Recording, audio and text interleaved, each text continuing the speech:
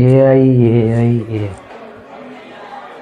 எங்கே பார்த்தாலும் அவன் வேலையை விட்டு தூக்குறான், இவன் வேலையை தூக்குறான், அந்த கம்பெனி வேலையை விட்டு தூக்குது, இன்னும் என்ன நான் வேலையை பிடிக்கணும், அதையே செய்யுமே அப்படின்னு சொல்லி எல்லாமே ஏஐக்கு தீமையை மட்டும் நீங்கள் சொல்லி கொண்டு இருந்தாலும் அந்த நன்மையை பற்றி சொல்கிறதுக்கு நான் இங்கே வந்தேன்.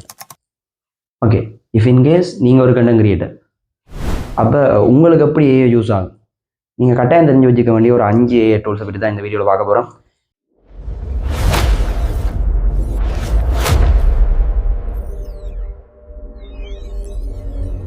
ஓகே, நீங்கள் ஒரு கண்டென்ட் கிரியேட்டர் ஆகிறீங்க அப்படின்னா உங்களுக்கு டிசைன் பண்ண வேண்டிய வேலை, எடிட் பண்ண வேண்டிய வேலை, கண்டென்ட் மேக் பண்ண வேண்டிய வேலை, அதுக்கு பிறகு சப்டைட்டில் கொடுக்க வேண்டிய வேலை, இப்படி கொஞ்சம் கொஞ்சம் வேலை உங்களுக்கு கட்டாயம் வேறு தான் போகுது.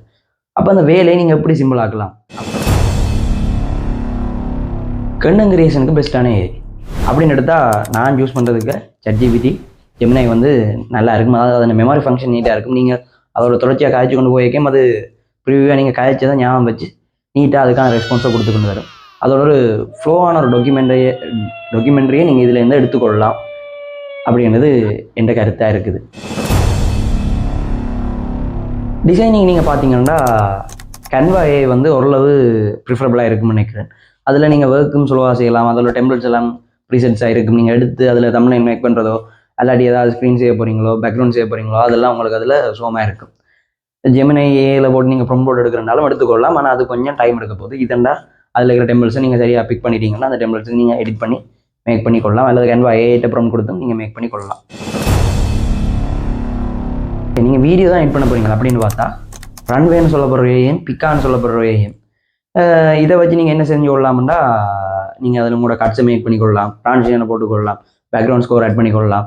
இப்படியான குட்டி குட்டி ஒர்க்ஸை இதுலேருந்து நீங்கள் சிம்பிளாக செஞ்சு கொள்ளலாம். உங்களோட நார்மலாக யூடியூபோ டிக்டாக் அப்படி குட்டி குட்டி வீடியோஸ் மேக் பண்ணுறதுக்கு இது உங்களுக்கு போதுமானதாக இருக்கும்னு நினைக்கிறேன். அடுத்தது நீங்கள் சப்டைட்டில் கொடுக்க போகிறீங்க, அதாவது நீங்கள் உங்களோட கண்டென்ட் வீடியோ மேக் பண்ணி போகிறீங்க, அதுக்கு நீங்கள் சப்டைட்டில் கொடுக்க போகிறீங்க அப்படின்னா கூட இது இங்கிலீஷுக்கு தான் ப்ரிஃபரபிளாக இருக்குது, தமிழுக்கு எனக்கு தெரியலை என்ன மாதிரி. அதுக்கு நீங்கள் என்ன செஞ்சு கொள்ளலாம்னா டிஐடின்னு சொல்லப்படுற ஒரு ஏ ஒன்று இருக்குது. அந்த ஏல நீங்கள் உங்களோட வீடியோ அப்லோட் பண்ணிங்கன்னா அது உங்களுக்கு ஆட்டோமேட்டிக்காக தமிழ் நாங்கள் சப்டைட்டில் மேக் பண்ணி தரேன். நீங்கள் அதை காப்பி பண்ணி உங்களோட எடிட்டரில் போட்டு ப்ளேஸ் பண்ணி கொள்ளலாம் உங்களுக்கு தேவையான இடங்களில். இதை விட நிறைய ஏ இருக்கலாம், பட் நான் இது பாவிச்சதுக்குள்ள எனக்கு ஓரளவு ப்ரிஃபரபிளாக இருந்த ஏஸ் இதெல்லாம். இதை தவிர்த்து உங்களுக்கு வேறு ஏதாவது நல்ல இதை விட நல்ல ஏஸ் தெரியுது அப்படின்னு சொன்னால் அந்த கமெண்ட்டில் சொல்லிட்டு போங்க, பார்க்குறாக்களும் அது ஓகே இருக்குன்னு நினைக்கிறேன். இதில் நான் கூடுதலாக சூஸ் பண்ணுற ஏ வந்து என்னென்னா ChatGPT. நீங்கள் என்ன அப்படி கூடுதலாக சூஸ் பண்ணீங்கன்னு சொல்லிட்டு எனக்கு கீழே மென்ஷன் பண்ணிட்டு போங்க. ஓகே கைஸ், இவ்வளோ தான் இந்த வீடியோ. இதே மாதிரி நாங்கள் தொடர்ச்சியான வீடியோ, இதோட புது வீடியோவில் சந்திப்போம். அது வரைக்கும் உங்களோட உங்கள் நான் பாய் மகாஸ்.